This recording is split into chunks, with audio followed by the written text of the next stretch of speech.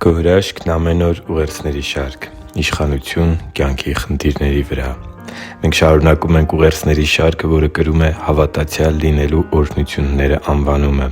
Այս ուղերձի մեջ մենք անդրադառնալու ենք մի շատ կարևոր օրհնության, որն Աստված տվել է հավատացյալներին՝ Քրիստոսի խոսքերին ու Նրա գործին հավատացող մարդկանց։ Այդ օրհնությունը իշխանությունն է, որը մեզ՝ Քրիստոսի հավատարիմ աշակերտներիս, փոխանցվել է Տեր Աստծու կողմից և անխափան կերպով գործում է այս կյանքում։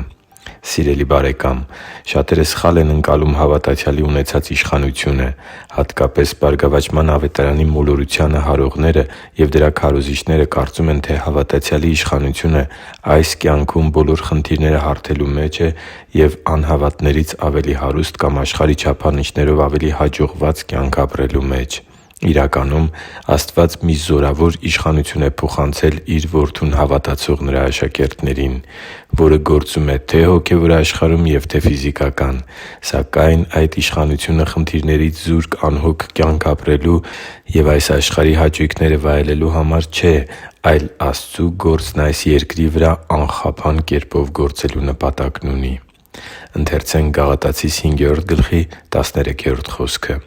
«Որովհետև դուք ազատության համար եք կանչված, եղբայրնե՛ր, միայն թե ձեր ազատությունը մարմինը հաճեցնելու պատճառ չլինի, այլ սիրով ծառայեք իրար» (Գաղատացիս 5․13): Ցանկացած մարդ իր կյանքում բախվում է խնդիրների, և Աստված քեզ իշխանություն է շնորհել դրանց վրա։ Մենք չենք կարող վերացնել մեր կյանքի բոլոր խնդիրները։ Սա շատ կարևոր է հասկանալ, քանի որ կեղծ ուսուցիչների գրավիչ քարոզները հավատացյալներին կյանքի խնդիրների լուծում և վայրկենական բժշկություններ ու ազատագրություններ են խոստանում։ Նման քարոզներն ու ուսուցումները, իհարկե, գրավում են մարդկանց, սակայն քանի որ դրանք Աստծու Խոսքին ու խոստումներին չեն համապատասխանում, դրանց հավատացողներին թողնում են խորը հիասթափության և փշրված հավատքի իրականության մեջ։ Այո՛, Աստված զորավոր խոստումներ ունի։ Կյանքի ոչ մի խնդիր և ոչ մի ճնշող իրավիճակ չի կարող կոտրել ու կործանել քեզ, եթե դու Քրիստոսի հավատարիմ աշակերտն ես և քո հավատքը Նրա Խոսքի վրա ես խարսխել։ Երբ Պողոս առաքյալն ասում էր «Ամեն բան կարող եմ ինձ զորացնող Քրիստոսով» (տե՛ս Փիլիպպեցիս 4․13 խոսքը), նկատի չուներ հավատքով հարստանալը, այլ ֆինանսական նեղությունների մեջ Աստծուն հավատարիմ մնալը և հավատքի սկզբունքները այդ նեղության մեջ պահելն ու Աստծու գործը շարունակելը։ Աստծու համար թանկ ու սիրելի՛ զավակ, հավատացյալի ամենազորավոր իշխանությունը Տեր Աստծու շնորհի աթոռին համարձակությամբ մոտենալու արտոնությունն է։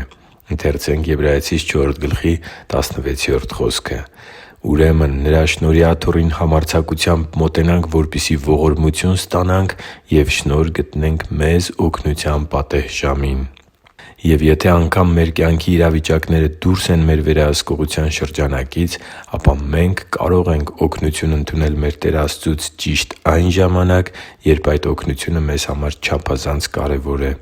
Հավատացյալները գիտեն նաև, որ մեր կյանքում Աստված մեր ուժից վեր փորձություն թույլ չի տա, իսկ փորձության հետ ելքն էլ կպատրաստի։ Ինչպես նաև համոզված ենք, որ ամեն բան գործակից է լինում դեպի բարին Աստծուն սիրողների համար։ Եվ այսպիսի մեծ ու պատվական խոստումներ ունենալով ինչպե՞ս է հնարավոր այս կյանքը ապրել որպես Քրիստոսի աշակերտ և չլինել հաղթող։ Կյանքի խնդիրների վրա ունեցած իշխանությունը չեզոքացնում է դրանց կործանարար ազդեցությունը մարդու կյանքի վրա։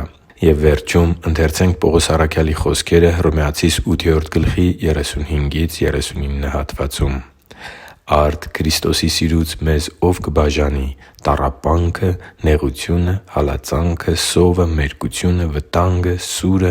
Ինչպես որ գրված է. «Ամբողջ օրը Քեզ համար սպանվում ենք և որպես մորթվելու ոչխար համարվեցինք»։ Բայց այս բոլոր բաներում առավել ևս հաղթում ենք Նրա միջոցով, ով մեզ սիրեց։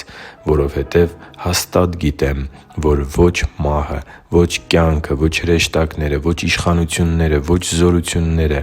ո՛չ ներկայիս և ո՛չ գալիք բաները,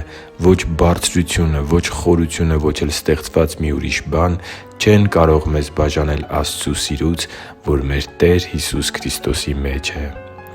8․32-9): Հիշի՛ր, որ դու Աստծո հրաշքն ես, և Աստված սիրում է քեզ։ Շնորհակալ եմ, որ դու կա՛ս։ Սիրով և աղոթքով, Արման։ Մանուկյան։